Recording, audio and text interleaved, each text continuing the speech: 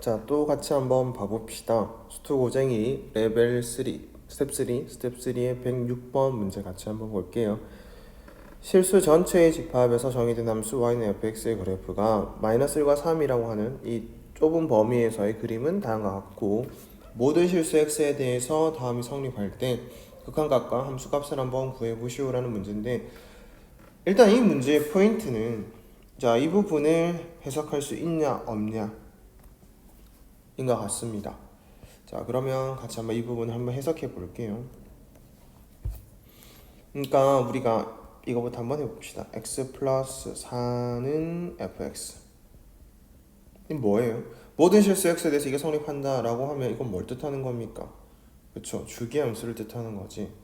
자, 이게 왜 주기함수입니까? 라고 물으면, 아니 물론 이제 스텝 3 푸는 사람들이면 다 알겠지만 그 왜 그랬는지를 우리가 생각해 보면 제일 원초적인 방법은 넣어보는 거야. 일러볼까요? 자, 1을 넣게 되면 x가 1일 때를 생각해 볼게요. 생각해 보면 f5는 f1이랑 같다, 이렇게 얘기할 수 있지.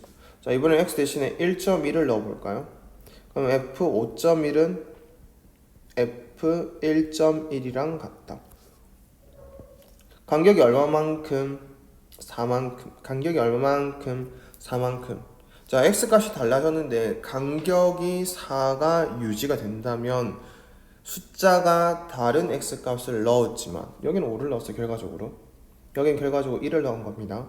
자, 그랬을 때 함수값이 서로 어때요? 같아요. 무슨 말인지 알겠죠? 그래서 그래프를 쫙 그렸다고 봤었을 때 내가 어차피 x가 1에서 찍히는 좌표가 0이라면 똑같이 x가 어디에서? 맞아요, x가 5에서도 찍혀야 돼. 그러니까 어쩔 수 없이 얼마마다? 4마다 반복되고 있구나 라는 얘기를 하는 거였다고. 다들 알고 있겠지만 처음으로 돌아가서 한번 생각해 본 겁니다. 항상 얘들아, 초심은 중요해. 어떤 의미에서 중요하냐면 모든 의미에서 중요한데, 수학에서도 자기가 잘 모르는 관계식이 나왔다, 또는 뭐 새롭게 정의된 게 나왔다. 물론 우리가 학습을 꾸준히 하다 보면 지금 이 형광펜 그은 부분에 식이 뭘 의미하는지 알게 되겠지만, 선생님이 좀 해주고 싶은 얘기는 저걸 알아라. 당연히 이 문제를 통해서 저걸 알아도 맞지만, 다른 형태가 나왔을 때도 우리가 어떻게 해볼 거냐? 그냥 실수 전체에서 성립한다고 하면 다 넣으면 돼요. 자연수에서 성립한다고 하면 넣어보면 돼요. 넣어서 그냥 아무 생각 없이 넣으라는 얘기가 아니라, 넣어가면서 뭘 찾아라? 이 사람들이 말하고자 하는 바가 뭔지를 찾는 그런 그 생각을 해보자 라는 겁니다. 됐나요? 해볼게요. 읽어볼게요. f5 값이랑 f1 값이랑 같대. 뭐만 해주면? 3만 더 해주면. 자, f1.1 5.1 값이랑 f1.1 값이랑 이럴까? 1.1 값이랑 3만 더하면 같대. 계속해도 그렇대.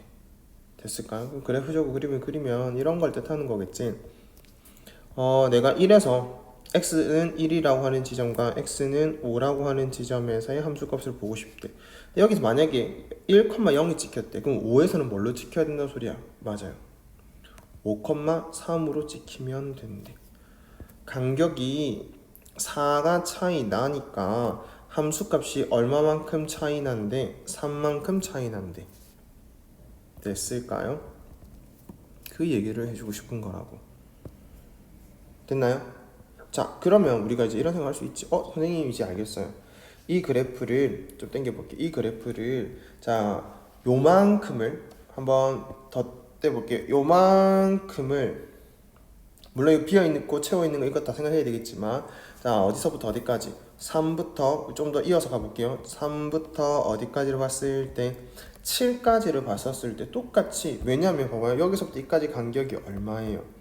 3만큼이니까 여기서 올라가는 거 생각하면 그래프가 똑같이 이렇게 그려질 것 같아요 라는 생각을 할 수 있는 거라고요. 됐나요? 생각을 할 수 있다는 걸 얘기한 겁니다. 자, 근데 어쨌든 생각은 그렇게 하시고요. 치울게요. 자, 왜 지우냐? 생각한 거랑 무조건 그렇게 풀어야 되는 것도 아니니까, 생각한 대로 풀어야 되는 거 아니니까 또 고민을 해봤대. 구하라고 하는 게 얘 값을 구하라고 한 거야. 하나씩 볼게요. f27 값을 구하라고 한 겁니다. 자, 그런데 내가 저걸 아까 했던 것처럼 그래프를 쭉 그려서, 그러니까 x가 27이 될 때까지 그림을 그림을 그려놓고 27에서의 함수값을 봐도 되고요, 23에서의 극한값을 봐도 되지만 식으로도 할 수 있잖아. 다르게 얘기하면 봐봐, 이 식에 다르게 얘기하는 게 뭐냐면 x값이 결과적으로 4만큼 줄어들면 됩니까? 4만큼 줄어들었다고 치면 함수값도 얼만큼 줄어든다고? 3만큼 줄어들 거야. 이해됐어요? 아유, 이해됐을까요? 자, 다시. 그러니까 결국 이런 거 있잖아. F5랑 F1이랑 3을 더해주면 같대. 그치? 그러니까 5에서의 함수값이 3이 더 큰 거니까 1에서의 함수값은 3이 더 적을 것이다. 됐습니까? 그럼 F27이라고 하는 건, 자, 4 간격으로 할 거니까 23의 값보다는 3이 더 클 거다. 다르게 F23의 값이라는 건 F27의 값보다는 3이 더 작을 것이다. 자, F23이라고 하는 거는 F19랑 비교를 했었을 때 3이 더 클 것이다. 자, 여기 요만큼을 우리가 여기 요 놈에 해당하는 값이 여기 있는 이거랑 같다라고 지금 얘기를 한 거야. 그런데 플러스 3이 된 거지. 자, 그러면 결국은 x가 4 작아졌을 때 결국 y 값은 얼마가 더 추가되는 거야? 3 추가된다라고 보시면 됩니다. 됐나요? 자, 그러면 이제 이렇게 생각해볼게요. 일반 계속 하고 있을 수는 없잖아. 아, F27이라고 하는 건 4 간격으로 갈 거니까 4로 봤었을 때 묶음이 얼마나 나오냐? 4로 봤었을 때 묶음이 6개가 나온대. 자, 4가 한 번 줄어들 때마다 얼마가 추가된다고요? 얼마가 추가된다고? 3이 추가가 된다고. 근데 지금 4가 몇 덩어리 있을까요? 6덩어리. 그럼 3도 몇 번 추가가 돼요? 6번. 그렇게 다 줄여 나갔을 때 x값을 여기서부터 이렇게까지 줄여 나갔을 때 함수값은 이만큼이 더 붙어야 F27이랑 같다 라고 얘기를 하는 거지. 되셨습니까? 그럼 이제 이 그래프 있는 걸 보시고요. 여기 있는 그래프 보이죠? 자, 이거 보고 3에서 함수값은 1이니까 여기 있는 값은 19라고 해주시면 됩니다. 됩니까? 극한도 마찬가지지. x가 23에서의 극한값을 조사하라고 하셨을 때 한 번만 쓰고 그 다음에 일반화 시킬게요. x가 19에서의 극한값 조사하는 거랑 얼마만큼 다를까? 맞아요. 함수값 3만큼만 다른 거야. 됐니? 자, 그러면 여기 23에서 x가 23으로 가는 극한에서 어디로 줄이고 싶은 거야? x가 줄여 4 덩어리로 볼 거니까 3까지로 줄일 거야. 그럼 4 덩어리로 봤었을 때 몇 번 줄였어? 5번 줄였잖아. 그럼 3이 몇 번 더해져야 돼? 맞아요. 3이 5번 더해지면 돼. 됐니? 자, 그러면 fx3에서의 극한값은 잠깐 볼게요. 자, 어차피 우리가 지금 3에서 극한값을 볼 건데 지금 이 그림대로라면 좌극한만 나와 있습니다. 하지만 우리가 이 그래프가 여기서부터 이까지의 그래프가 어떻게 된다고요? 옆으로 가면서 3만큼 올라가는 형태가 된다라는 거 알고 있잖아. 맞지? 알고 있으니까 여기다가는 더 그려주시면 돼. 이렇게. 그러면 우리가 극한을 조사할 때 요만큼은 필요한 거니까, 자, 좌극한 우극한이 똑같은 결과로 나올 거기 때문에 극한값은 얼마라고 얘기하면 된다? 맞아요. 2라고 얘기를 하시면 되고 뒤에는 상수는 계산해서 15라고 하면 17 나오게 되겠지. 이 두 개를 더해달라고 했으니까 36이라고 하시면 됩니다. 됐나요? 자, 분명히 얘기를 했습니다. 정리할게요. 자, 이 과정에서 먼저 정리합시다. 이 과정에서 이렇게 식으로 해도 되지만 뭘로 해도 괜찮아요? 맞아요. 그래프를 하셔도 됩니다. 선택이야.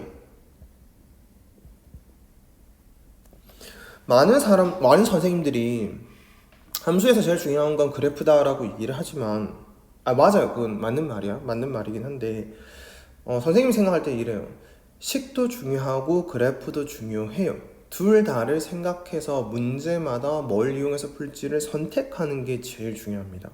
근데 이제 대부분의 아이들이 그래프를 생각하지 않고 항상 식을 먼저 생각하다 보니까 선생님들이 계속 그래프라고 얘기를 하는 거라고. 균형을 맞춰주기 위해서 강제로.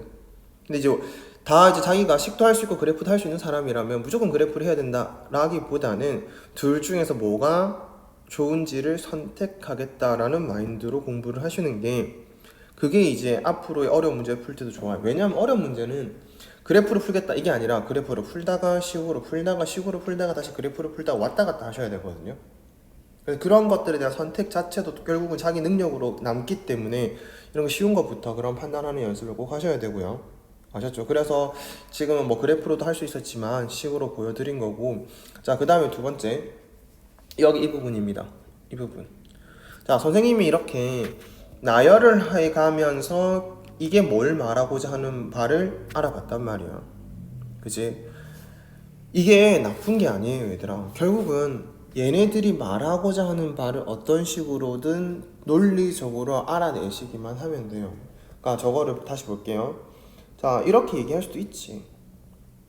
fx 더하기 fx 더하기 3이라고 하는 관계식이 있는데, 자, 지금 제한된 범위는 마이너스 1부터 3까지 그래프가 주어져 있잖아요. 여기 다시 볼게요. 여기 그래프가 주어져 있으니까 이게 모든 실수 x에 대해서 성립하는 식이었지만 나는 주어진 그래프가 있기 때문에 마이너스 1부터 3까지라고 제한을 걸어뒀다고 생각해요. 그러면 이렇게 됩니다. 자, 나는 이제부터 x 플러스 4, 여기 x 플러스 4라고 하는 거는 보기 힘들어서 잠깐 동안 t로 치환을 하겠대. 그럼 ft라는 관계식으로 바뀌게 될 거고, 그럼 x 대신에는 t-4를 대입하면 되겠지. x 플러스 4가 t였으니까 x 대신에는 t-4를 대입하면 되겠지. 됩니까? 자, 그럼 이제 결과적으로 이 ft라고 하는 관계식은 ft-4 더하기 3. 자, 대신에 이제 t의 값의 범위를 정리를 해보니까 어디서부터? 맞아요. 3부터 7까지라는 관계식으로 정리가 됩니다. 그럼 이제 이런 거지. 이제 앞으로 나는 3부터 7의 사이 관계식은 어떻게 하겠다라는 거야. F라고 하는 그래프를 4만큼 평행이동시키고, 여기 있습니다. F라는 그래프를 4만큼 평행이동시키고 T축 방향으로, 그 다음에 Y축 방향으로 3만큼 평행이동시킨 그래프를 그리겠다 라고 바로 생각해서 하셔도 상관이 없어요. 어디에서? 3부터 7 사이 그래프를 그릴 때는, 또는 관계식을 표현할 때는. 되셨습니까? 이렇게 해서 논리적으로 자기가 관계식으로 보여도 돼. 됩니까? 관계식으로 하셔도 돼요. 다시 갈게요. 나열해도 되고요. 이렇게 해도 돼요. 근데 우리가 뭔가 수학을 학문을 공부한다기보다는 솔직히 말해서 입시를 위해서 하는 거잖아요. 그러니까 자기가 만약에 모르겠다, 이게 뭘 말하는지 모르겠다, 모르겠는 사람이 어떻게 이렇게 관계식으로 다 뭔가를 해내겠냐, 그때는 이렇게 해서라도 하면 된다라는 걸 지금 알려드리는 겁니다. 아시겠죠? 꼭 잘 정리해서 지금이야 이제 이 식에 대한 정리를 하자는 거지. 그 다음에 또 이 문제를 통해서 배워야 될 거는 여기 이 부분이 조금 다양한 새로운 함수로 표현을 나타내더라도 어떻게 해서든 할 수 있어야 되는데, 그게 뭐 나열의 방법이 될 수도 있다. 관계식으로 할 수 있으면 관계식으로 해도 된다. 또 다른 방법이 있으면 또 다른 방법으로 논리적으로 추론해서 뭘 말하는지를 알아내는 능력을 길러보자. 됩니까?